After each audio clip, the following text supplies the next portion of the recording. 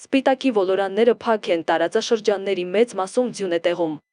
Աշոտցքի Ամասիայի տարածաշրջանների ճանապարհները եւ Վարդենյաց Լեռնանցքը կցորդով տրանսպորտային միջոցների համար դժվար անցանելի են,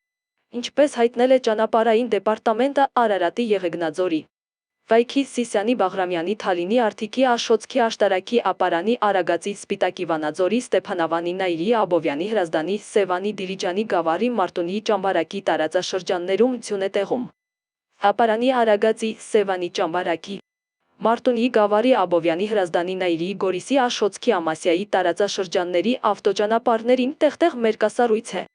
Միջպետական եւ հանրապետական նշանակության բոլոր ավտոճանապարհները բաց են։ Ճանապարհաշինարարներն ավտոճանապարհներին իրականացնում են մաքրման եւ աղավազով մշակման աշխատանքներ։ Վարորդներին հորդորվում է լինել ուշադիր, խստագույնս պահպանել ճանապարհային երթևեկության կանոնները եւ երթևեկել բացառապես ձմեռային անվադողերով։